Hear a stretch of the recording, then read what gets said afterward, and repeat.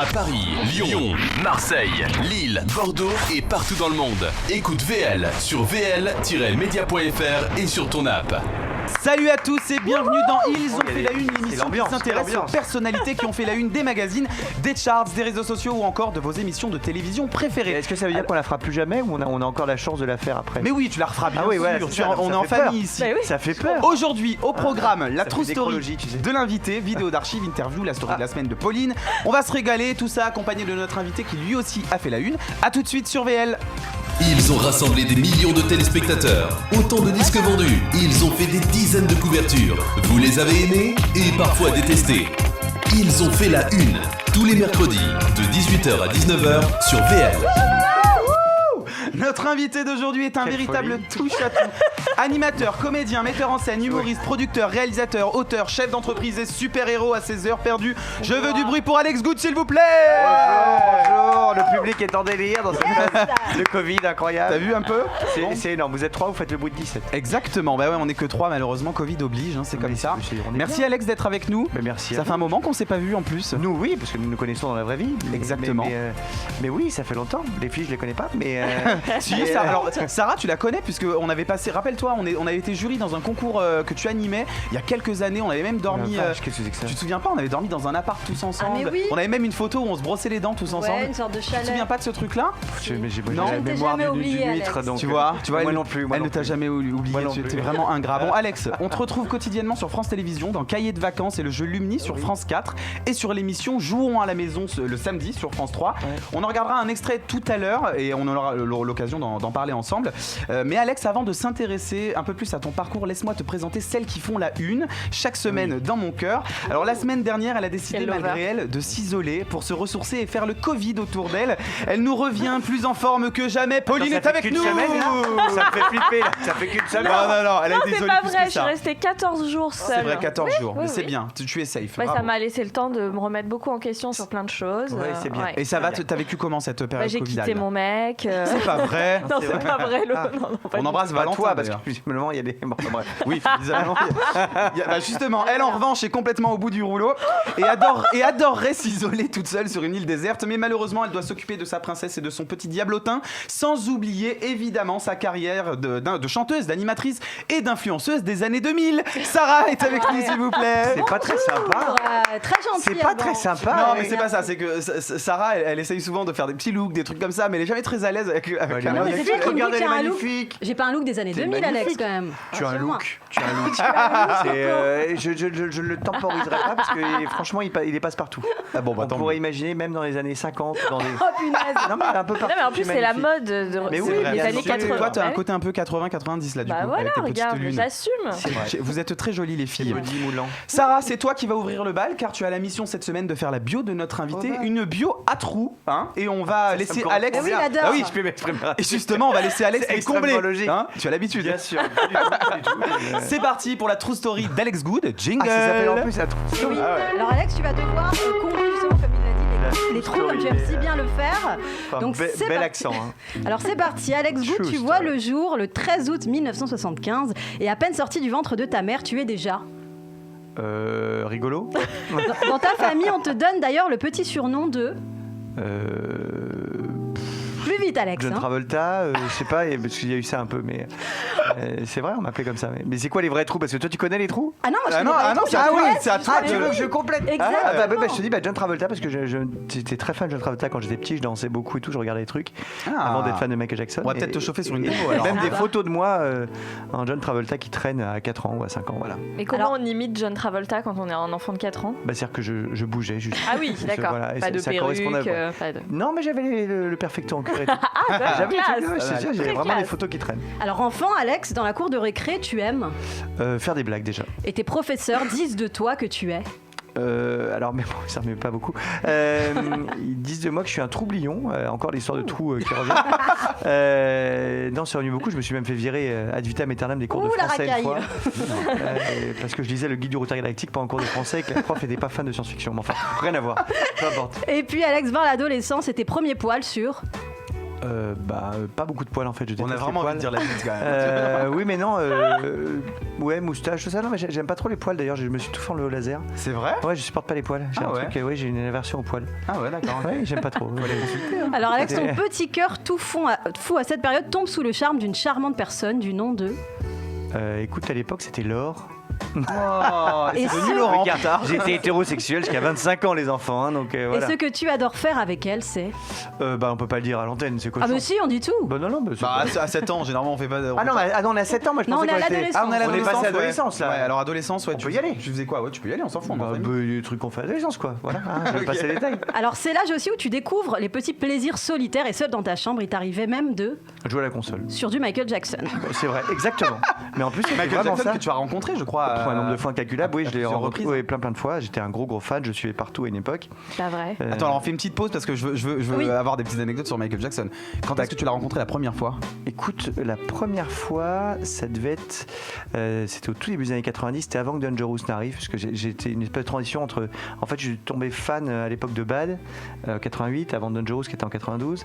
Et, Putain, le mec, il connaît la discographie par cœur avec les dates. J'étais dans cette période-là. Et après, pour le coup, je l'ai vraiment suivi partout. Il m'a invité à Neverland, mes parents n'ont pas voulu que j'y aille. Oh là À là! Ils ont peut-être bien fait. Par contre, il m'a invité à Cannes et on était invité à Cannes. Et je suis allé à Cannes, j'ai monté les marches avec Wow. Michael Jackson. Non, mais C'était c'est pour incroyable! Ça, pour c'est la ouf, projection ça, de c'est Ghost à l'époque, c'était pour le 50e festival de Cannes, on avait fait ça et puis je l'ai rencontré plein de fois, je l'ai vu plein de fois, discuté plein de fois, enfin voilà, mais c'était... Et pourquoi? Parce qu'il appelait à chaque fois? Non, mais parce qu'en fait, il y avait un petit groupe vraiment de fans très très Assidus. durs. Ouais. On était tout le temps là, on attendait qu'il était avec Lumière le soir devant le Georges V ou à Disney pour rentrer nous coucher chez nous, tu vois. Enfin, on le fait Wow. partout, donc parfois il nous parlait, parfois il était cool avec nous. Voilà, mais c'était vraiment quelqu'un de très très bien et un peu une espèce de grand enfant, quoi. Ouais. On va dire ça comme Incroyable. ça. Alors Sarah. Alex, on reprend, tu es aussi un sportif et dès le plus jeune âge, tu te prends de passion pour le ballon rond. On dit même de toi que tu es le futur. Oui, le futur, à l'époque c'était le futur Jean-Luc Ettori ou Bruno Martini qui étaient les gardiens de but de l'équipe de France, puisque j'étais destiné à devenir gardien de but, sauf que je me suis pété les genoux, enfin le genou. Ligament croisé. Ligament croisé du genou droit, voilà, et ça m'a foutu ma carrière en l'air, mais c'est pas grave, Et Alex, j'aime ma vie. comme tout footballeur qui se respecte, dans les vestiaires, il t'arrivait souvent de... Eh ben, c'est-à-dire que si j'avais su, hein, si j'avais su à l'époque la tournure qu'allait prendre ma vie personnelle, peut-être qu'il me serait arrivé de ramasser la savonnette, mais voilà, à l'époque pas du tout. Donc je ne regardais rien, j'étais sous la douche et je regardais le ballon. Tu vois, c'était le truc, voilà. Très bien. Ça a Alors, un peu comme changé avec le temps et les années, mais certains diront que j'ai raté mes plus belles années, mais pas du tout. Tout va bien, je suis très heureux de ma vie. Alors comme tu l'as dit Alex, après une blessure, tu décides de mettre fin à ta carrière et à 25 ans, tu commences les cours de théâtre pour ressembler à ton idole. Ouais, alors il s'en est passé plein entre temps. Oui, j'ai fait du jeu vidéo entre temps et beaucoup, et de la voiture aussi, beaucoup de courses de Alors voiture. qui était ton idole Mon idole, c'est Michael Jackson. Enfin. En théâtre. En théâtre. En acteur. Alors en théâtre, alors c'est pas vraiment mon idole, mais parce que c'est pas un acteur de théâtre, c'était vraiment un humoriste. C'était avec Pierre Desproges que j'ai passé ma première scène de théâtre, où je voulais pas du tout faire théâtre. Moi, l'histoire, je voulais vraiment pas faire théâtre. C'est juste que j'ai amené un pote qui était coincé, qui avait 40 ans, qui était encore puceau, ce qui m'énervait. Tu vois, donc j'ai amené au théâtre pour le décoincer. Cette histoire est Et incroyable. bah oui, c'est incroyable. Et le prof me dit bah non, mais passez une scène aussi parce que vu l'état de votre pote, à mon avis, il faut l'aider un peu, quoi. Et j'ai passé un texte de Desproges parce que j'adore Desproges. Et j'ai passé un texte et le mec m'a dit ça fait combien d'années que vous faites du théâtre? J'ai dit ça fait 3 minutes 30. Il me dit bah vous arrêtez tout ce que vous faites, vous êtes comédien. Oh. J'ai dit, alors je ne pense pas. Je gagne très bien ma vie dans le jeu vidéo, je ne vais pas arrêter. Et en fait c'était au cours Simon, puis ils ont insisté pour que je vienne. Et puis au bout d'un moment j'ai fini par craquer parce que quand tout le monde te dit viens, donc je venais, j'ai gardé mon travail dans le jeu vidéo, je venais le soir. Et puis au bout de 6 mois j'avais 227 scènes, 14 000 trucs à préparer, donc j'ai arrêté le jeu vidéo. En partie, j'ai gardé que le journal de Mickey où je travaille encore aujourd'hui. Oui. Et je me suis lancé dans le théâtre. Et puis du coup, après la télé, tout est arrivé par là. Alors versatile à la scène comme en amour, côté cœur, ta vie prend un tournant puisque ta première relation avec un homme, c'était à l'âge de... 25 ans. Et tu as trouvé ça? Très déstabilisant au début. Voilà, donc j'ai pleuré toute la journée. Mais non. Si, je suis allé Bah chez oui. ma mère. Mais c'est fou quand même, 25 ans, je trouve c'est vachement tard. C'est parce que Mais tu ne comme je le t'étais dis pas souvent, ça ne découvert. m'avait jamais traversé l'esprit avant que ça me traverse autre chose. Oh. Non, pas du tout. Pour moi, j'étais vraiment hétéro. Enfin, j'étais quand même footballeur, après pilote de voiture. Mais c'est ça de qui est course, dingue. Et après, joueur de jeux vidéo, si tu veux. Ouais, Donc, c'est vrai, on est ouais, quand même loin du cliché. Des milieux assez. Voilà, non, assez après, virils. c'est juste. Après, j'ai eu beaucoup d'expériences compliquées avec les filles, où ça se passait très bien, mais mentalement, psychologiquement, j'avais beaucoup de mal. C'est-à-dire que, tu vois, une fille qui tu veux sortir ce soir, elle te répond non. En fait, ça veut dire oui. Alors en plus, il faut que tu ailles chercher 3 fleurs, Ouais, c'est ça. 14 rouleaux de printemps, et si possible après, on sort. Ouais. Tu m'as acheté 4 robes, machin. Alors moi, on me dit non, bah c'est non. Ah Tu vois, ouais. je suis con T'es cartésien, quoi. et j'ai toujours du mal comme ça à comprendre, Cette Mars, séduction-là, Vénus, ouais. tout ça. Voilà, ce truc-là, pour moi, moi j'aime bien que les choses soient cash. Tu vois, t'as envie de quelque chose, tu me le dis. T'as pas envie, tu me le dis. Ouais, donc en gros, t'es devenu Ouais, y a des gay, meufs t'es devenu qui gay sont par pas, défaut, quoi, parce Et que après, les filles pas t'ont vraiment par dégoûté. défaut, parce qu'après j'ai fait les deux pendant longtemps quand même, en me Ah ouais. demandant où j'allais, quoi. En même temps? Ouais, en même temps, ça m'arrive. Ok. Enfin, en même temps, non, en même temps, pas en même temps, en même temps. D'accord. Mais en même temps, un peu des filles, puis après un peu des garçons. D'accord. Voilà. Non, non. Du coup, Alex, fini les vulves. De toute façon, tu te trouves avec eux. Ah, dis-donc, c'est un peu cochon. Je te rappelle que je travaille dans des émissions pour enfants. Donc voilà. Tu trouves avec eux, de toute manière.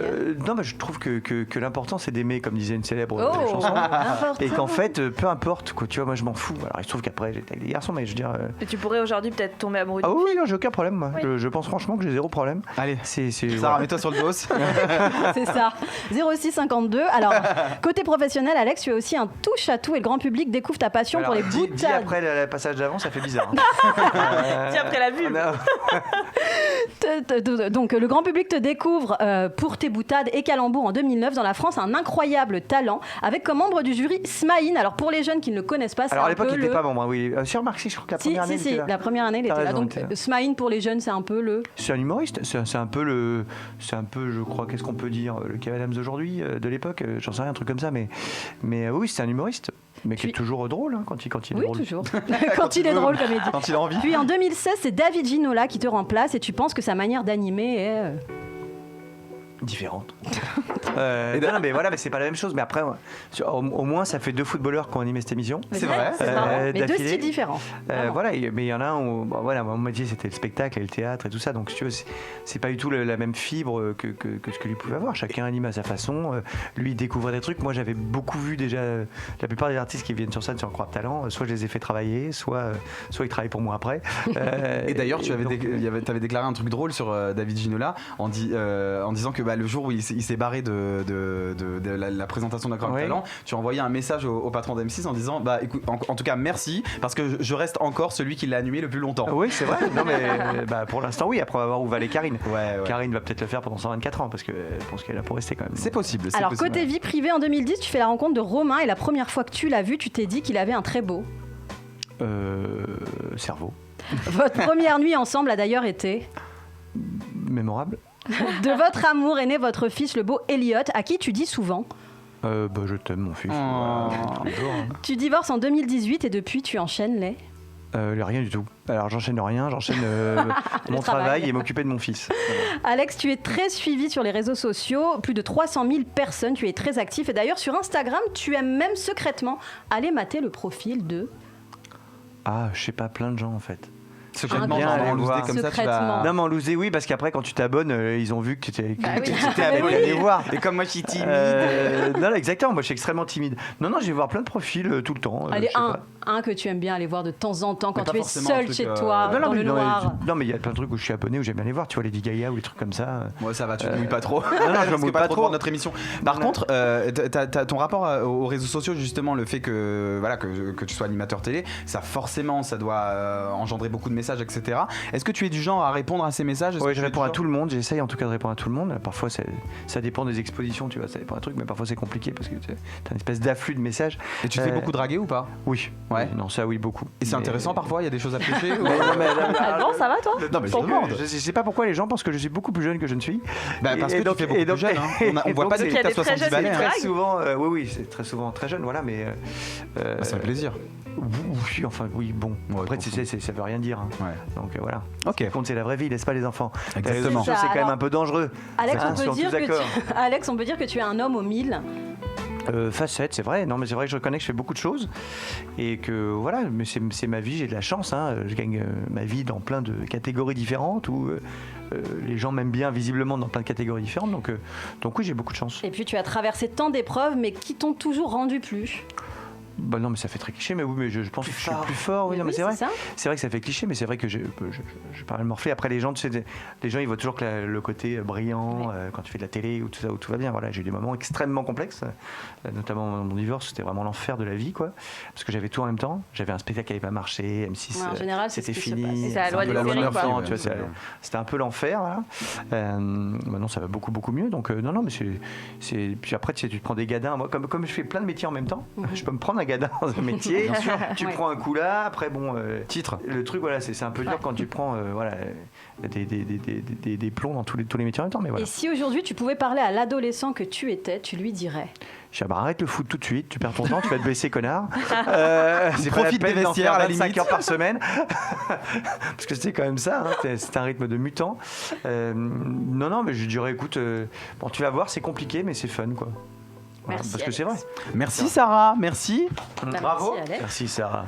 Alors, Alex, je te propose maintenant que l'on revienne ensemble sur quelques moments forts de ta longue carrière télé en images. Vieillit encore. Vieillit encore. Ah bah oui, oui. Ça fait des Non, mais petits parce coups que à hier chaque j'ai fait des recherches, je me suis dit mais le mec a eu incroyable. 1000 vies, vraiment. La première vidéo, on est en 2007. Tu fais des sketchs chez Laurent Ruquier dans l'émission On n'a pas tout dit sur France 2. On regarde. Oh là là là.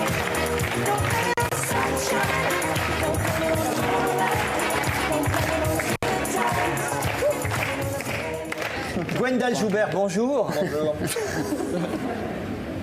Allez. Vous aimez Philippe Candeloro? Non, pas du tout. Il a volé ma gloire. Enfin, ma gloire à moi, hein, pas le gros de M6. Ah, non.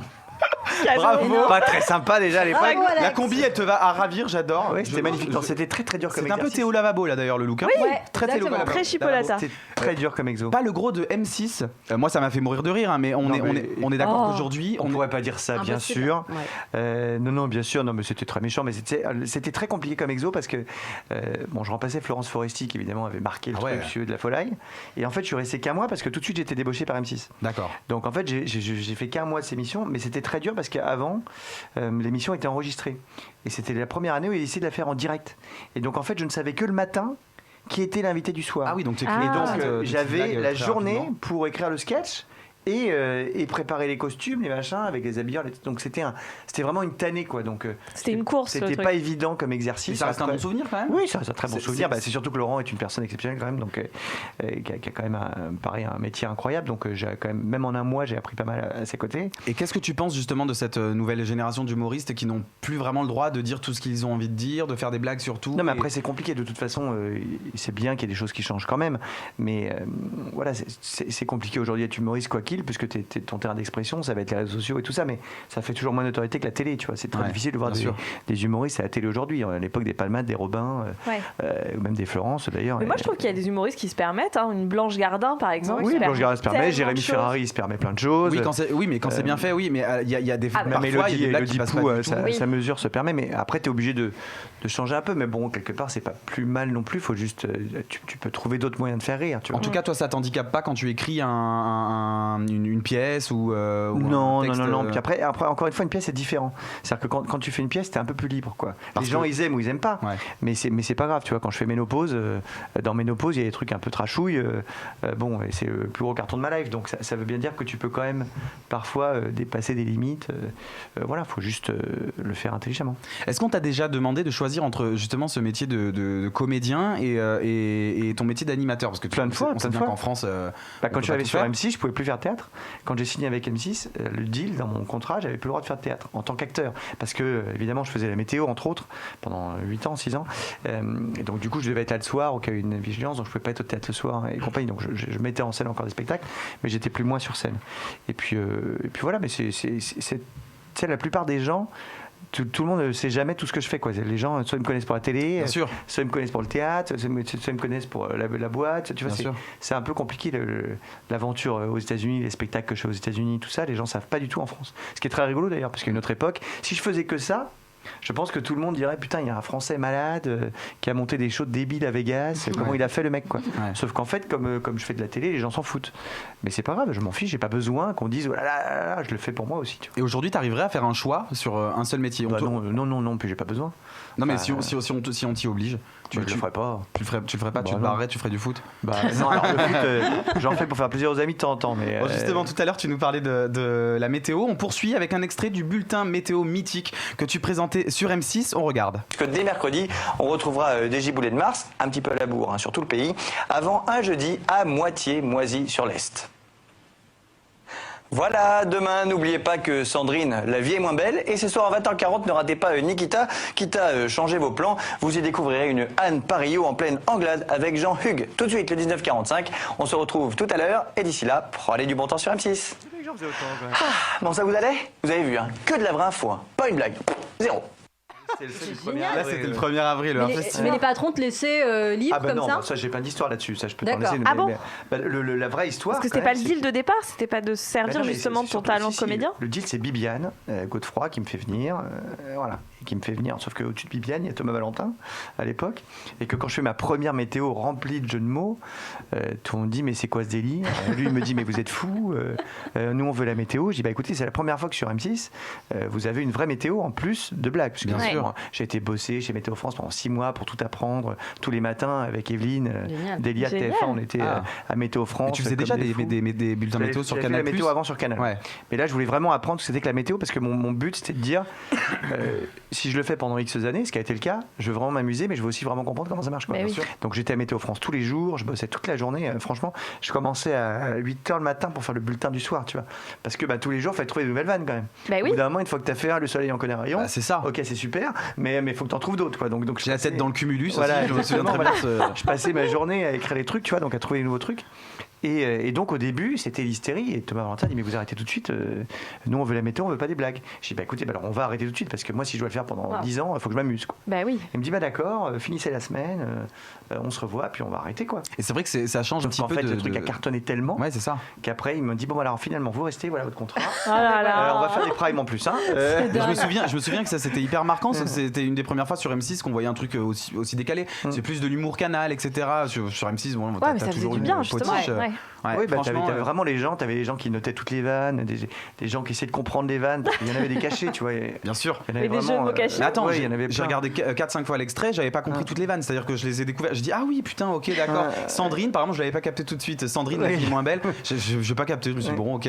Ah, moi, je l'ai pas capté par contre. Sandrine, c'était la fête des Sandrines en fait, c'était écrit sur l'éphéméride. N'oubliez pas que Sandrine, la vie est moins belle. Sans elle, quoi. Sans amour, la vie est moins belle. Bon, bref. Ok.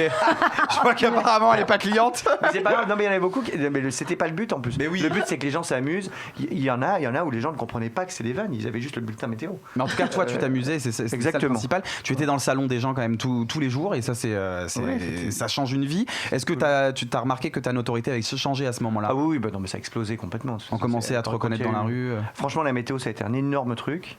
Et puis après, il y a eu Talent qui évidemment est devenu aussi une référence. J'ai fait ça pendant quelques années quand même. Justement, tu me facilites la tâche puisque c'est la prochaine image. En 2009, c'est la consécration, car tu animes La France a un incroyable talent sur M6, donc aux côtés de Sandrine Cormand. Exactement. Sandrine, moins belle. Et, ouais, exactement. Et plus tard, tu l'animeras même seul. On regarde un extrait et on en parle juste après. 4 jurés, chaque candidat doit absolument se dire Résiste.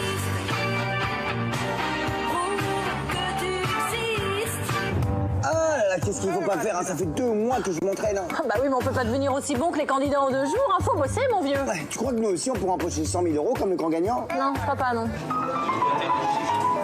Oh, Alex, c'est incroyable. Qu'est-ce que tu joues bien? Oui, je sais. Mais j'ai mis beaucoup de temps à apprendre, tu sais. Qui va à piano, va sano. Ouais. Enfin, t'as quand même pas le talent du futur grand gagnant de cette année. Hein. Quoi? Enfin, mais je pourrais très bien gagner les 100 000 €. Et peut-être même m'envoler à Montréal, c'est Gilbert. Ah bah d'accord. Bah quoi?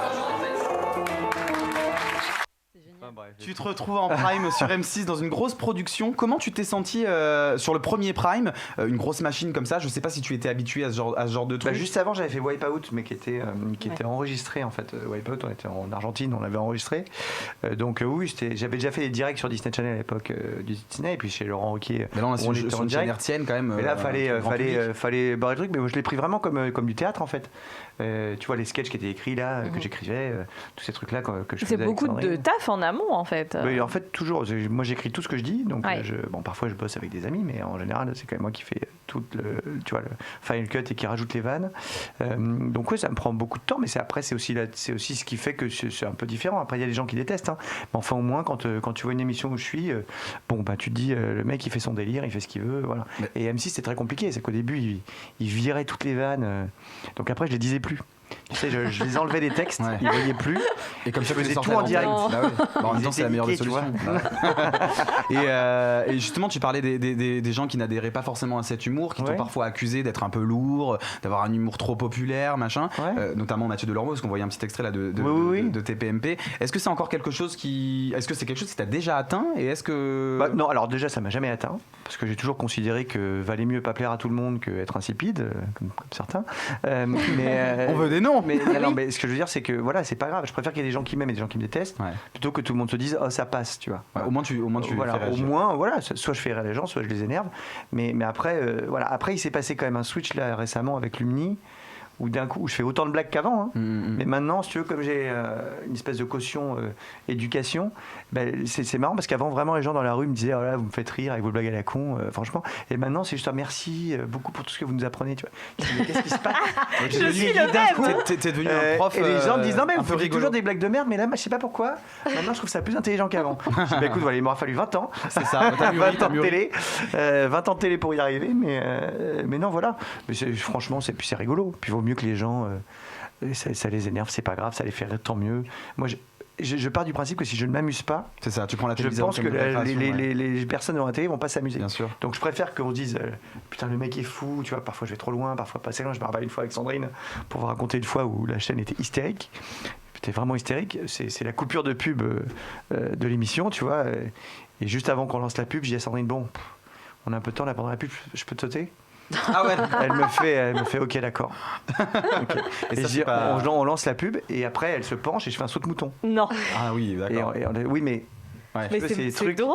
c'est Eh des oui. trucs où les M6 ils étaient fous. Ouais. Mais fous. Ouais, parce que Bah, ils ont peur parce que c'est des c'est en ménagères, prime bien time, sûr. parce que. Oui, mais après c'est Ah, tu pourtant, vois, c'est du c'est divertissement. un saut de donc, mouton quand même, les bah oui. enfants. Oui, ça va. Recalons-nous. Ouais, c'est ça. Ouais. Et justement, en parlant de Sandrine, est-ce que tu gardes un meilleur souvenir de ta co-animation avec Sandrine ou t'as préféré, honnêtement, tu peux le dire, Oui. l'animer seul? Ah non, mais alors Sandrine, c'est ma copine en télé. On est vraiment, Vous on restez s'éclate. proches Tu vois, encore on est encore en train d'essayer de trouver des formats. Là. J'essaie de la faire venir sur France Télé. On a fait 2 pilotes. Je vais finir par y arriver. Je bagarre. Je viens par y arriver. Bien sûr, on reste hyper proches. C'était ce qui était génial avec elle, franchement. Après, j'ai animé aussi avec Louise. C'était très sympa aussi. Mais c'est vrai que Sandrine, on a un historique très très long. Ce qui est génial avec Sandrine, c'est qu'en fait, je lui disais. T'habilles en cosmonaute, tu pètes, ça trouve ta combinaison, tu meurs. Elle le faisait quoi. Elle te disait oui. Non mais elle me disait oui. Elle te suivait dans Ça tous les démarrait en C'est qu'en fait. fait- Vous étiez dans le même délire. Oui, mais c'était surtout qu'en fait, si tu veux, elle le faisait très bien en plus. C'est-à-dire qu'elle jouait hyper bien la comédie. Et elle a un truc, elle est quand même sublimissime, hein, Sandrine. C'est quand même une Ouais, très très jolie c'est femme. magnifique. Elle a été Et Miss, je souvent, crois, à une elle a époque. été Miss en d'ailleurs. 97, Miss Belgique 87, en Ouais. trichant sur son âge. Ah. C'est pas bien, faut pas dire. Mais si tu veux, c'est normalement les femmes comme ça très jolies et tout ont une espèce de pudeur, Bien sûr. font hyper gaffe à leur image et tout. Et en fait, elle pas du tout. Et c'est justement quand ils ont commencé à vouloir lui dire non, ça suffit, arrête, tu vois que du coup M6 l'a mis sur X Factor en disant t'arrêtes, maintenant t'es hyper straight, hyper bimbo. Et en fait les gens comprenaient plus. C'est-à-dire que d'un coup tu l'es avec moi qui faisait ukulélé, qui se déguisait en cosmonaute, en schtroumpf et qui pétait un câble et qui était d'un seul coup la bombe ultime devant la télé.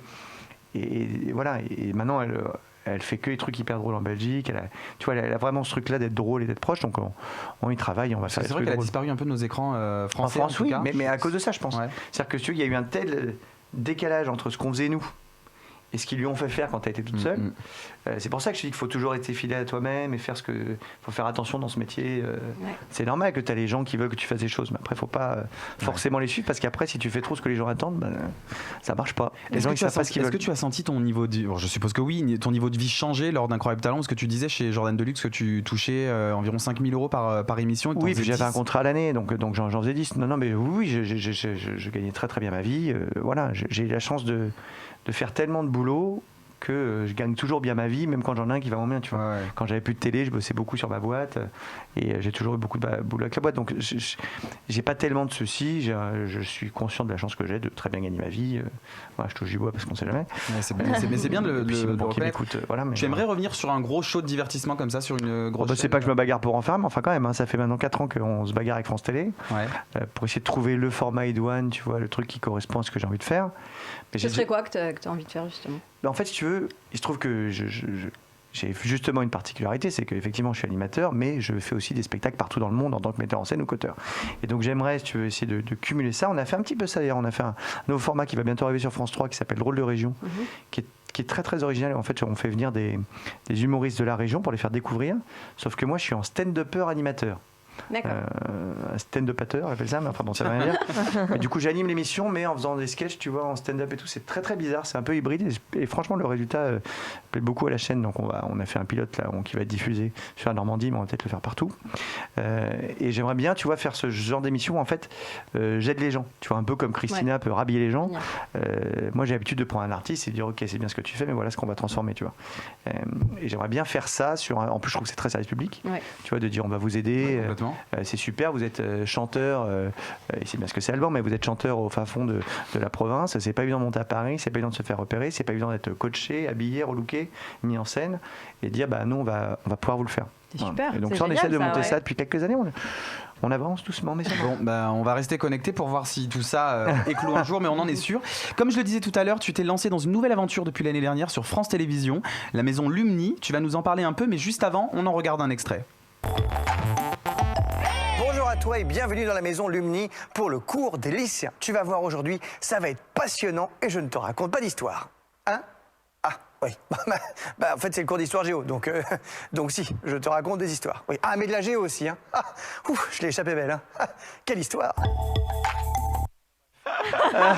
Tu as l'air de ne pas trop assumer. Qu'est-ce qui se passe? Si, bien sûr, j'assume très bien. C'est juste le pull que j'assume pas du tout. On dirait qu'on est au sport d'hiver. Le plateau est magnifique, par contre, je trouve. Le plateau de Lumni, c'est un fond vert, en fait. Oui, je me doute. Tout est en 3D. Tout est en 3D. Nous sommes perdus pendant des heures dans un fond ouvert. Mais l'habillage est joli. Je trouve que ça rend hyper bien. On a changé en plus, parce que ça, c'était les cours. Après, tu as eu le club Lumni. Voilà. Maintenant, on a les cahiers de vacances tous les jours là pendant les vacances. À chaque vacances sur les cahiers de vacances, on a une nouvelle émission hebdomadaire. Tu révises tout le temps, du coup. C'est surtout j'apprends. Pour réviser, il faut déjà réviser, tu vois. Donc là je vise tout court, mais là on a une nouvelle émission qui s'appelle 1, 2, 3 Lumni maintenant, qui est tous les samedis à 17h20, qui est une émission sur le bien-être des enfants et des ados, tu vois, puisqu'on aborde toutes les questions de genre, réseaux sociaux, tout ça, qui est dans la même branche un peu de vacances apprenantes et de choses à apprendre qu'on fait avec le ministère de l'Éducation nationale.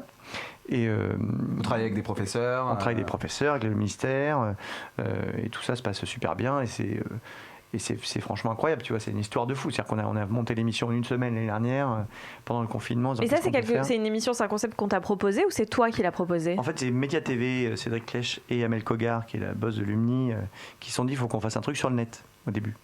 Et on a dit, ok, d'accord, je dis, il n'y a pas de problème. Tu vois, comme c'est vrai que je travaille beaucoup avec les enfants, encore aujourd'hui, tu vois, je suis au journal de Mickey.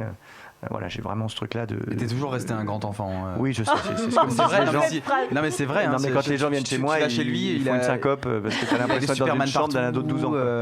Mais voilà. Et je vous raconterai des petites anecdotes, si tu veux bien, de son mariage. Tu vois, alors Superman, par exemple, Superman dans son mariage avec Romain. Alors c'était à Las Vegas. J'ai eu la chance d'y assister, d'y être invité, et c'était un je pense des mariages. C'est le plus beau mariage que j'ai vu, en tout cas le plus original. Non, vraiment, c'est le plus original. Ça a duré sur plusieurs jours. Je peux spoiler un peu comme ça. Oui, tu peux spoiler si tu veux. Et en fait, à un moment donné, quand ils sont dans la chapelle, donc ils se font marier par Elvis Presley, il y a à un moment donné, il y a un des témoins qui cherche comme ça la bague, et on se dit putain, c'est pas possible, le drame, qu'est-ce qui se passe? Donc comme c'est toute une équipe de comédiens, tout ça se passe hyper naturellement, et là tu vois Superman qui arrive du plafond, qui sort d'une espèce de toile, mais c'est vrai, et qui lui apporte les alliances avec la musique de Superman et tout. Et je dis mais c'est un vrai délire. Après on avait fait dans le vieux Vegas sur l'écran où j'avais mis les photos. Un écran au plafond qui fait je sais plus combien de mètres. 600 mètres, c'est le plus grand écran du monde. C'est incroyable, 600 mètres.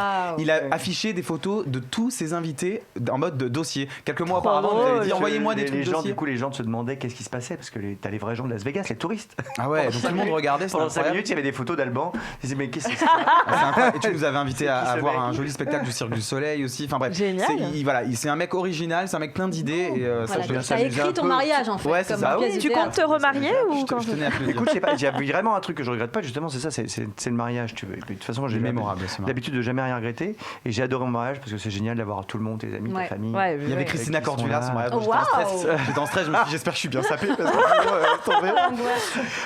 Non, mais c'est vrai que c'est un moment que je trouve génial, le mariage. Donc, écoute, si jamais l'occasion se représente, je pense que oui, je peux m'en marier. Pourquoi pas, tu vois. Faut juste retomber amoureux, quoi. Bon, justement, c'est une très belle transition puisqu'on a peut-être une future mariée à cette table. Je ne sais pas si Valentin se décide un jour à nous faire une demande. Autour de cette table, Pauline, qui chaque mariage, semaine... je te jure, c'est sympa. Chaque même si après tu divorces, c'est ça. C'est vrai. Ça m'angoisse beaucoup. Ah ouais, pour moi, c'est ça y est, c'est fait, on est mariés, on a fait ça et machin. Bon, qu'est-ce qu'on fait maintenant? Non, mais pour c'est moi, pas grave, ça. Faut pas voir ça comme ça. Non, moi, je l'ai vraiment vu. mariage dit divorce pour moi. Bah alors c'est possible, hein, ça Ouais. arrive. Regarde, tu as des exemples. Non, mais c'est vrai, non, ne te marie pas, ça coûte Trois, cher. parce que moi je me suis faxé aussi, mais je c'est fais pas comme un grave. mariage. Oh bah voilà, Franchement, mais vous me c'est donnez la pas vie, envie. tu divorces, tu vois. Ouais. L'important c'est que tes enfants aient bien. Voilà, moi, c'est tout ce que C'est je me vrai. dis, c'est que tu vois, nous on est Belle en train de phrase. s'organiser là, ça se passe super bien. Elliot est, Parce que toi, tu vis plus du tout à Vegas. bah j'y suis quand même tous les mois. Hein. Ah bah Ah justement, avec le confinement, etc., comment ça se passe Alors là c'est le seul moment où ça a été un peu dur, parce qu'en fait nous sommes en garde partagée à 10 000 km, si tu veux. Ah oui. Donc on se répartit les tâches avec Romain et ça se passe très bien. Et juste pendant le confinement, bah, j'étais bloqué 4 mois ici parce que je tournais tous les jours, si tu veux. Ouais. Donc j'étais 4 mois ici, donc on est en FaceTime. Bon, dès qu'Eliott se réveille le matin, quand je suis pas là-bas, il m'appelle. On se FaceTime tous les jours, si tu veux, mais c'est pas la même chose, quoi. Bien sûr. Donc ça a été un peu compliqué, mais après je l'ai récupéré 3 mois à Paris, donc on a fait une espèce de balance où j'ai été le chercher en urgence entre 2 émissions pour l'avoir ici. Et puis voilà, puis là ça se passe très bien, j'y vais tout le temps et on est en train de s'arranger pour qu'on puisse se voir un peu plus. Il paraît que t'as même une chambre dans la maison de ton ex. Ouais, bah oui. Ça. Alors Romain s'est remarié avec C'est Junior, intelligent, hein. qui est adorable. Et oui, j'ai une chambre, donc quand j'y vais, bah, je vais chez eux. Et comme ça, Elliot est Génial. content parce qu'il voit ses 2 papas qui sont ensemble. Ah, mais donc tu c'est vois. un divorce réussi pour. Bah, j'essaye, tu sais, même quand tu rates un truc, ce sont des choses qui arrivent. Déjà, Ouais. l'erreur est humaine, on peut tous se planter. Et puis après, c'est la vie. Je pense que nous, ce qui a été très dur, c'est le coming out, qui a été une exposition d'un coup Bah, justement, franchement surréaliste. Et donc voilà, donc c'est la vie. Et puis maintenant, on s'entend très bien. Et encore une fois, on se focus. L'important, c'est Sur Elliot, les quoi. enfants. Voilà, sûr, donc nous, on bien met sûr. tout de côté, ça va très bien maintenant. Ouais. On a quand même vécu 8 ans ensemble, donc c'est pas comme si on se connaissait pas, tu vois. Bien sûr. Donc tout va bien. Bon, justement, on reparlera un petit peu du coming out après, mais avant de se marier ou de divorcer, Pauline, chaque semaine, elle a un truc à nous raconter, à nous faire partager. Et cette semaine, c'est des réseaux sociaux qu'elle va nous parler, n'est-ce pas, Pauline? Oui, et Qu'est-ce ça qui va pas t'arrive trop. Alors c'est parti Ah, pour la ça, story c'est de la sûr. semaine de Pauline. Jingle. J'ai cru que ça s'appelait Pauline. Bah, alors, Et alors, justement, c'est hyper pratique au quotidien. T'imagines? Bonjour, mon nom est Pauline Jingle. Enchantée, Wow. c'est Pauline Jingle. Ça pète. on t'écoute, Pauline. Et ben hier, Alban, j'ai songé très fortement à commettre l'irréparable. Mais Pauline, tu me fais très très peur là. Oh, l'acteur. Il joue très très mal la J'ai peur. oublié que j'avais des relances. Il est pas mal. Il me le fait toutes les semaines. Et bah écoute, C'est là pas je vais mal. reprendre un ton sérieux parce que c'est quand même grave. J'étais à 2 doigts, je vous le dis, je vous regarde tous. J'ai attrapé l'objet, je l'ai avancé vers mon visage et j'ai failli appuyer sur le bouton supprimer mon profil, les gars. Ouh là là. C'est-à-dire, oui, Alban, j'étais à 2 doigts de quitter une partie du monde en effaçant mes comptes Instagram, Facebook, tout d'un TikTok, coup. LinkedIn, Twitter et même MySpace. C'est pour vous dire. Donc, T'as j'ai encore un pas- MySpace? Ouais, j'ai pas fait le deuil. Et alors, Oh la en fait, j'ai peut-être encore un groupe Mais- de mais- punk sur Mais MySpace. t'as fait de la musique, toi, Pauline? Oui, vite fait. J'étais collégienne et j'ai sorti un groupe qui s'appelait Les Péripatéticiennes en voyage. Mais non. C'était Non, ça, effectivement. c'est une blague, bien sûr. Hein Ça s'appelait vraiment comme ça ou Oui, c'est ça une blague? s'appelait comme ça. On est Et des d'ailleurs, quoi, la Oui, des chanson putes. on s'appelait donc les péripatéticiennes en voyage fais-nous ou une les chanson. putes en voyage.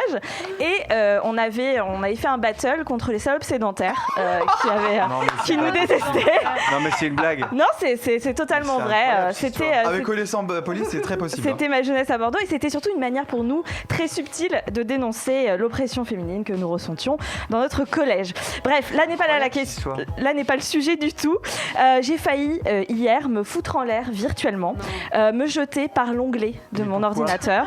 Est-ce que vous entendez? Alors écoute ces 2 mots, d'accord? Écoute bien ces 2 mots. Réseaux sociaux. Ouais. Est-ce qu'on n'a jamais été plus asociaux que depuis qu'ils font partie de notre vie? Bah si, ça c'est sûr. Merci. Bah non, ça, c'est Parlons sûr. d'Instagram, par exemple. Quand Alban m'appelle le soir pour me raconter sa journée, ben, je la connais déjà, en fait, parce que je l'ai vue en story. Donc je pose le téléphone et je fais des petits oui, ok, oui, ah ouais, putain, c'est ouf. Alors que, en fait, j'écoute pas du tout. La garce. Mais ça, bon, bah, je le faisais déjà avant, donc c'est un mauvais exemple.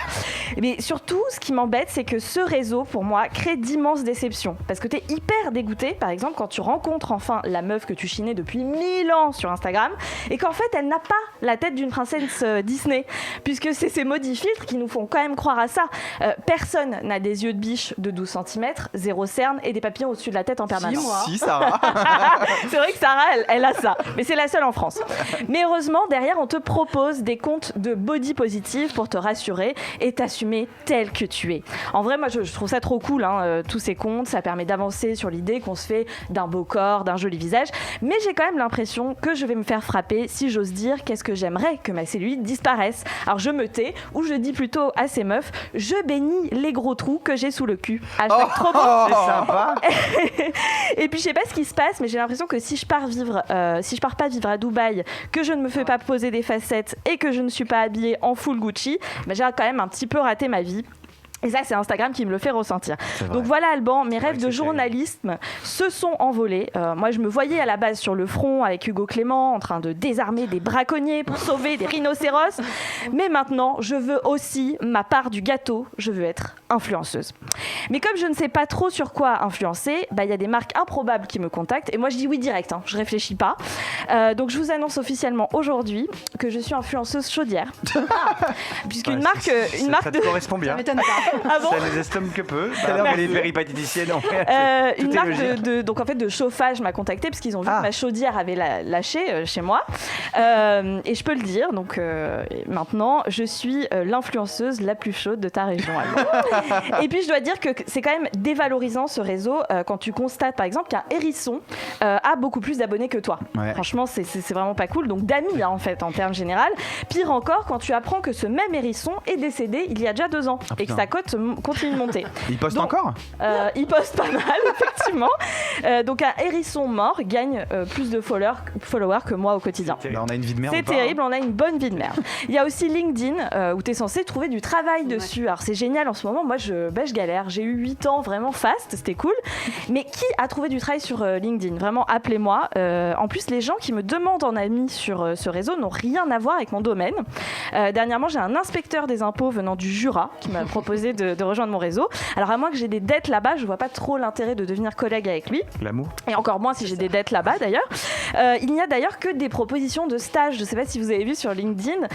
Et donc, tu peux accéder quand même à des profils d'employeurs potentiels qui pourraient t'embaucher en payant la modique somme de 89,94 €. Le hic, c'est que tu peux pas payer parce que justement, tu cherches du taf et que t'as plus de thunes. Donc, c'est le fameux serpent qui se mord la queue. Ça fait mal. Maintenant, on passe à Facebook. Je vais pas m'attarder 1000 ans dessus, étant donné qu'il s'est passé un phénomène qui nous en a dégoûté. Nos parents, on en pris le contrôle. En plus, ils likent et commentent leurs propres publications. Alors, s'il vous plaît, je peux te couper 30 secondes. Il faut aller sur le profil du père de Sarah, qui est un pro en la matière. On donnera le nom du père de Sarah. On donnera le nom sur Instagram. Qu'est-ce qu'il fait ? Donc, il commente ses posts. Il commente ses posts. Il les like. Et alors lui, pour le coup, tu l'adorerais parce que c'est le roi du jeu de mots. C'est-à-dire que c'est ton patron. Il y a un titre en jeu. Non, c'est ton patron. Toi, tu es le prince. Un battle. Un battle. Un jour, ce serait génial. On te laisse continuer, Pauline. Et donc nous avons fui ce réseau. Voilà la situation, mon petit Zuckerberg. Ton réseau est devenu ringard. Et puis il y a TikTok, cet enchaînement de vidéos très courtes de gens autour du monde. Et ça, je vous dis, ça m'angoisse assez vite parce que moi, je m'attache aux gens. Donc je commence mon tour du monde avec une vidéo de chien qui sauve un monsieur qui se noie. Donc moi, j'ai envie d'en savoir plus sur ce chien. Comment est-ce qu'il a été récompensé ? Est-ce qu'il s'est lié d'amitié avec le noyé ? Est-ce qu'ils vivent dans la même niche maintenant ? Et puis d'un coup, c'est terminé. On balance une vidéo de 2 ados qui dansent sur du Shakira. Puis finalement, moi, je me réattache à ces petites meufs. Je me dis, est-ce qu'elles sont vraiment amies ? Est-ce qu'elles ont pris du temps pour faire cette choré ? Et là, bam, ça enchaîne sur une vidéo de Ouïghour qui revient d'un camp en Chine. Et là, rupture d'anévrisme. Moi, c'est trop pour moi. Donc, pour clore mon tour du monde social virtuel, je suis allée faire un tour sur le réseau de la haine en 280 caractères pour me finir. Twitter. Mais là, quelle ne fut pas ma surprise quand j'y ai trouvé de l'amour. Je tombe sur le post d'Isabelle qui dit « Merci mon chéri, je t'aime ». Sous ce post, une photo avec un message sur le panneau d'affichage public de Levallois-Perret sur lequel Patrick Balkany a déclaré sa flamme pour la Saint-Valentin à sa femme. Et franchement, pour une fois qu'il déclare quelque chose, ces deux-là, ça m'a donné envie de prolonger ma présence sur les réseaux sociaux. Puis bon, j'attends que Chanel me contacte pour un partenariat. Bravo Pauline. Bravo. Je suis sûr que tu vas y arriver, t'inquiète pas. Ouais, Chanel. Les chaudières, c'est bien déjà. Est-ce que c'est vrai par contre ça? Ah, c'est totalement vrai que t'as vrai. des abonnés. Je l'ai reçu, ça y est, on l'a posé d'ailleurs. Gratos et tout? Ah gratos. Donc de du coup ouf. tu fais les stories. Salut mes petits chouchous. ça. Aujourd'hui j'ai reçu Non, ma j'ai pas fait chaudière. ça. Non, j'ai fait, tu sais, je me suis prise en feu sur ma chaudière. Il y a un code promo et tout? Oui, je balance dans quelques jours. Pauline chaude. Ouais, la influenceuse. Remarque, c'est un peu tard, il a fait froid la semaine dernière. C'est vrai. Oui, mais bon, on est toujours chaudière content gratos, d'avoir c'est une pas belle mal. chaudière avec un beau thermostat réglable. C'est pas mal. Ouais. Voilà. Alors justement pour parler de trucs un petit peu chauds, il y a quelques années, tu as vraiment fait la une au sens propre puisque tu as fait ton coming out dans les médias, une période où ton ancien couple que tu formais avec Romain était très très médiatisé. On va en parler 5 minutes si ça te dérange pas. On va voir des petites photos justement des différents médias que vous avez fait. Wow. Vous avez un petit garçon ensemble, Elliot, on l'a dit tout à l'heure, et aujourd'hui vous êtes divorcés et tu as déclaré récemment que ton coming out public a certainement été une cause de votre divorce. Oui, c'est sûr. Ouais. Avec le recul, est-ce que tu regrettes d'avoir fait ce coming out? Non, je te dis, je regrette jamais rien. J'apprends. Qu'est-ce qui a été... J'apprends de mes conneries, je préfère ne pas regretter. C'est pas une connerie de l'avoir fait, ça a aidé beaucoup d'enfants, de jeunes et de moins jeunes même qui m'ont écrit en disant merci, parce que bon, les gens ont un peu oublié, mais à l'époque c'était quand même le premier. J'étais le premier à le faire. C'est-à-dire que j'avais un enfant par GPA aussi. Tu vois, c'est vrai. Voilà, c'était le tout premier. Après, heureusement, il y en a d'autres qui ont suivi la brèche, mais donc ça a été très violent à un moment donné quand même. Déjà, ça a été d'un seul coup une surexposition. Alors autant moi j'avais l'habitude de l'exposition, autant Romain n'avait pas l'habitude de l'exposition. Donc, justement, c'est ça qui a été Parce que lui, c'est pas du difficile à tout gérer. son métier. c'est pas que c'est pas du tout son métier, c'est que d'un coup, quand tu te retrouves avec des milliers de messages, vraiment c'était ça, des milliers de messages tous les jours, en disant là, mais qu'est-ce que vous êtes beaux tous les deux, vous êtes incroyables, patati patata patata. Tu vois, ça peut vite, tu te dis mon Dieu, faut que je parle à tout le monde. T'as l'impression que ça lui montait un peu à la tête à un moment Non, donné? pas que ça lui monte à la tête, mais juste que ça a changé la réalité, si tu veux. Ça a changé du truc, on était tranquille, personne ne nous emmerdait, entre guillemets, et puis d'un coup, c'est devenu le truc. On était arrêtés partout, on faisait tous les tapis rouges de la terre, tu vois, c'était partout, il fallait qu'on soit là absolument, les gens nous appelaient pour qu'on soit là. Bon. C'était un souhait de ta part à la base de le faire toi, ou c'est Romain qui t'a encouragé dans ce sens? Non, Romain, peux-tu encourager dans ce sens? Si tu veux, c'est une espèce de paradoxe un peu compliqué, c'est-à-dire que la presse People allait le sortir. D'accord. Et donc, puisqu'on l'a su, on a empêché l'apparition d'un truc juste avant, et du coup, je me suis dit, plutôt que ça sorte dans la presse People, tu vas contrôler les choses. Je vais contrôler le faire et le faire moi, et que ce soit bien fait, quoi. Comme Céline Dion. Je suis pas Céline Dion, je suis pas comme Céline Dion, mais voilà, donc j'ai pris cette décision-là, ce qui n'a pas été simple à l'époque déjà, personne n'avait foncièrement envie que je le fasse, donc voilà, mais je l'ai fait quand même. Et puis je te dis, ça a eu un impact très positif pour plein de raisons, plein de choses, plein d'enfants, plein de jeunes, voilà, et puis même moi aussi, tu vois, maintenant plus personne n'en parle, quoi, tout le monde s'en fout. C'est-à-dire que c'est vraiment rentré dans le truc. Et à la limite, si je l'avais pas fait, on continuera à me faire chier peut-être aujourd'hui, tu vois. Ouais, certainement. Ouais, donc là, alors que maintenant tout le monde c'est comme si les gens l'avaient accepté. Maintenant, du coup, tu te sens plus à l'aise dans les médias aussi quand on te parle de ta vie privée. Oui, parce que j'ai aucun parfois, problème, tu vois. Ma vie privée, faire des pirouettes. Ça me dérange pas. J'ai juste décidé que j'en parlerai moins à l'avenir, parce que maintenant que ça s'est fait, si tu veux, voilà. Puis Dieu sait ce qui va se passer après, j'en sais rien. Donc voilà, mais j'ai pas de regrets. Voilà, on a divorcé parce qu'il y avait plein de trucs en même temps aussi. Et je te dis encore une fois, il y a aussi mes spectacles, bien sûr, la télé. C'était vraiment tout cumulé en même temps, qui était une période vraiment infernale. Noir, ouais. Et donc voilà. Et t'as pas eu peur à un moment donné d'être aussi médiatisé avec ton couple, etc. Dans la rue, tu reçois des menaces de mort, que dans la rue à un moment donné, dans la rue, que tu reçois des menaces de kidnapping de ton fils. T'as été confronté à ça? Oui, bien sûr. J'ai eu tout ça. J'ai eu la totale de ça. Surtout après, j'ai fait un face-à-face avec Henri Guénaud chez Laurent Ruquier, qui était un peu un des grands papes de la Manif pour tous, tu vois, et tout ça. Ouais. Oula. Et donc ça a été. Mais ça c'était quand? C'était il y a quelques années? Ouais, c'était au même moment. J'étais chez Laurent, justement, dans Tout le monde a son mot à dire le soir, là, je sais plus, voilà, et on a fait ce truc-là. Et j'ai sorti ma vanne, mais en fait, vous, monsieur, malheureusement, c'est dans votre nom, quoi. Henri Guénaud. Ah ouais, j'avoue. Putain, c'est incroyable de s'appeler Guénaud. Dans votre nom, quoi. Donc, encore les jeux de mots. Hein. Donc, encore un jeu de mots, mais on n'arrivait pas à se mettre d'accord, machin. Et après, on a un peu démonté tous ces arguments, parce qu'en fait, le problème, c'est que, au fond, tu vois, le mariage pour tous, maintenant, c'est pareil, c'est complètement accepté. Les gens se sont aperçus que ça changeait pas leur vie, quand même. Enfin, complètement accepté, je suis pas d'accord. Mais non, parce que pourquoi priver le il y a un podcast, la Coming Out, qui cartonne avec les deux filles. De Nana. Mais si tu veux, donc c'est ça. Donc ça a été vraiment très très violent suite à surtout cette émission. Coming Out encore, il y a eu évidemment de la violence, mais qui était moins violente qu'après cette émission où là c'était la totale, parce que j'avais touché au grand Manitou de la Manif pour tous. Tu veux. Et oui. Bien sûr. Et que le lendemain la Manif pour tous s'est déchaînée sur moi. Ah ouais. Et donc du coup ça a lancé tous les je vais pas dire les fous, parce que malheureusement, c'est exactement c'est le théorème de la fake news, quoi. On te répète des trucs tellement souvent que les gens finissent par y croire. Et c'est pas de leur faute, quoi. Tu vois, mais il faut savoir comment ça se passe, il faut comprendre ce que c'est. Tout ça, donc après, j'ai mes vertus à répondre à tout le monde, même ceux qui me font des menaces horribles. Parfois, j'ai réussi à en faire changer d'avis certains, donc c'est une petite gloire personnelle. Mais non, voilà, ça a été un moment très compliqué.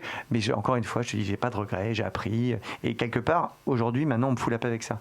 Donc c'est génial. Tu vois, ça a été très compliqué. En tout cas, vous avez fait avancer les mentalités, c'est vrai. Ouais. Et c'est important que des gens populaires comme toi prennent la parole sur ce genre de. Tu remarqueras qu'il n'y en a pas encore beaucoup. J'attends qu'on ait un footballeur. C'est vrai. Parce que tu vois, non mais un footballeur, les acteurs ont très peur. Alors, parce que moi, j'ai fait une double page en public pour l'annoncer, mais personne n'était surpris, quoi. Donc. C'est vrai en plus.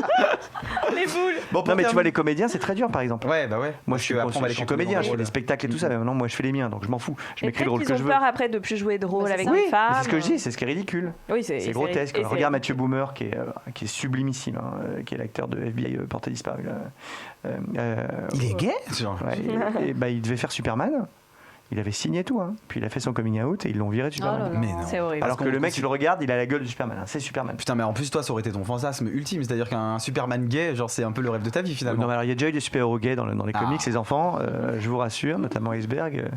Bon, je connais pas celui-là par contre. Il jouait dans Titanic ? Non, référence de merde. Bon, pour terminer cette émission sur une note un petit peu plus légère, on va terminer l'émission avec une petite interview à l'envers, à l'instar de ce que faisait Thierry Ardisson. Le principe est simple. C'est un truc cochon, j'étais pas mettre à l'envers. Bon, ça peut l'être, ça dépendra de tes réponses. Je vais te poser des questions et tu dois me répondre de manière très sérieuse l'inverse de ce que tu penses. D'accord ? Comme ça, sorti de son contexte, on pourra faire du buzz. Ça va être pas si compliqué. C'est toujours ce que je pense, c'est horrible. Et comme tu es. Mais ouais, mais justement, c'est un exercice. Et on sait que tu es un mec plein d'imagination. Bien sûr. Je suis sûr que tu vas te débrouiller comme un chef. Est-ce que tu es prêt, Alex Good ? Yes. Bah non. Non, t'es pas prêt. Mais c'est pas grave, t'as pas le droit.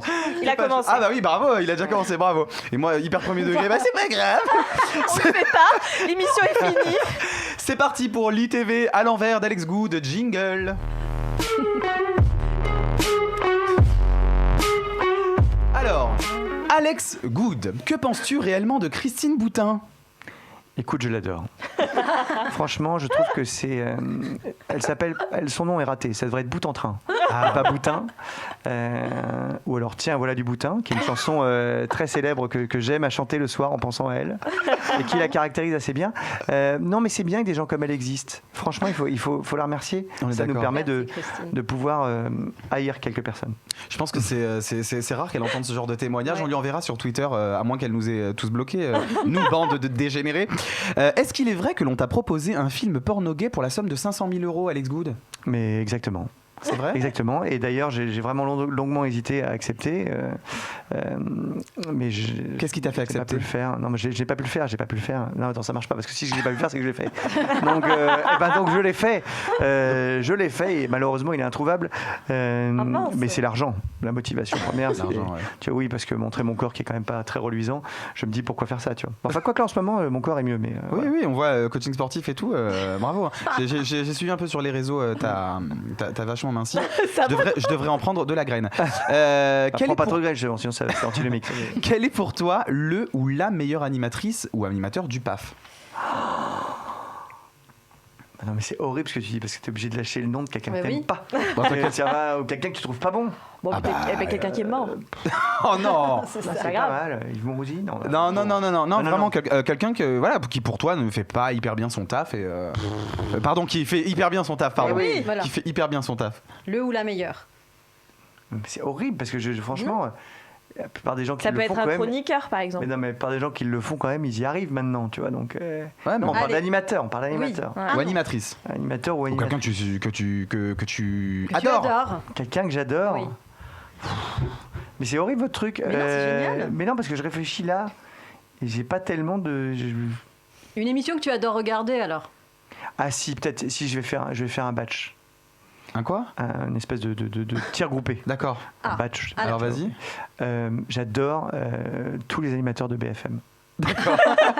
J'ai vraiment, quand je les regarde, j'ai vraiment la sensation que le monde va s'arrêter tout de suite. Okay. Et ça me fait un bien fou. Bon, ça va, tu t'es pas trop mouillé. Et justement, quel est selon toi le ou la pire animateur ou animatrice du PAF ?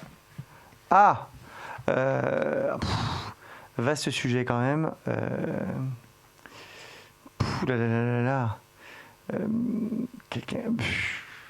Il y a plusieurs animateurs que je trouve vraiment catastrophiques, si je dois aller dans ton sens, mais je rappelle que je dis l'inverse de ce que je pense. Si tu devais en choisir qu'un. Non mais qu'un... Nagui quand même, parce qu'il fait quand même beaucoup de choses, quoi. Donc c'est quand même... Des choses nulles. Donc on le voit. C'est le pire. Donc on le voit trop, c'est ça? Non, pas du tout. C'est compliqué ton exercice. C'est dur, hein? Mais mais je trouve que j'ai beaucoup de respect pour sa carrière pire, la pire carrière de la télé française. Ok. Voilà. Tu t'en sors bien. Comme Hanouna d'ailleurs, que je respecte aussi beaucoup comme pire animateur, mais non. Ok. Est-ce que selon toi, Marine Le Pen mérite d'être présidente un jour? Écoute, oui. Bah oui. Bien sûr. Évidemment. Tu voterais pour elle, évidemment. Oui, bon là, je peux quand même pas dire ça parce qu'un jour, sorti de son contexte. Non, mais après, encore une fois, tu vois, la politique, c'est très compliqué parce que moi, je respecte toutes les idées de tout le monde. Voilà. Après, je me bagarre moi pour défendre mes idées et faire mon truc, mais je comprends, tu vois, que parfois, tu sois tellement. Mais ça, tu l'exposes pas. Non, je l'expose pas parce que je fais des choses parfois même, tu vois, pour aider des gens, tout ça. Mais je trouve que c'est compliqué quand même parce que tu vas forcément te mettre des gens à dos alors que tu n'as pas envie de te les mettre à dos parce que tu as au contraire envie de discuter avec eux. Et on est dans un monde tellement, tu vois, quand c'est ce qui s'est passé aux États-Unis là, entre Biden et Trump, c'est de la folie ça. Ouais. Au bout d'un moment, tu as tellement de fake news, tellement de gens qui croient des trucs qu'on leur dit qui sont complètement bidons, mais à force de le répéter, ça devient une vérité. Et ça fait des morts. Je trouve que oui, mais ça fait des morts, mais c'est surtout compliqué d'en vouloir à ces gens. Oui. Tu vois, c'est ça que je trouve ils sont manipulés. dur. Voilà. Et tant que t'as pas de discours extrémiste, anarchiste, faut tuer les gens. Ce qui était quand même pour le coup en l'occurrence ce qui s'est passé là, c'était combattre comme le diable, allez-y, machin. Bon, c'était vraiment une violence inouïe. Justement, t'as la nationalité américaine, toi, on sort du jeu là, mais non, j'ai pas la nationalité américaine. Donc tu ne votes pas aux États-Unis. Je peux y aller comme je veux, quand je veux, où je veux. Voilà, avec un visa, mais j'ai pas la nationalité américaine. C'est compliqué la nationalité. Faut 5 ans. Voilà. Bon, mais puis je suis très heureux d'être français. J'aime mon pays beaucoup. C'est pas parce que je vais beaucoup aux États-Unis que j'aime pas mon pays. Alors, dernière question. C'est agréable de bosser pour France Télévisions, Alex Good? Ah bah oui, non, c'est très agréable. C'est très différent d'avant. Alors non, je te souviens que je te rappelle merde, on est toujours en jeu. J'ai plein de trucs où j'ai changé. Alors, on la refait. Alex Good, est-ce que c'est agréable de travailler pour France Télévisions? Écoute, c'est pas facile tous les jours. C'est pas simple tous les jours. On arrive à faire des choses quand même extrêmement qualitatives et c'est quand même un bonheur, ça c'est vrai pour le coup, de faire des trucs pour les gens. Tu vois. Ouais. Voilà, c'est-à-dire que ça change l'optique quand même. Je suis moins le troublion absolu.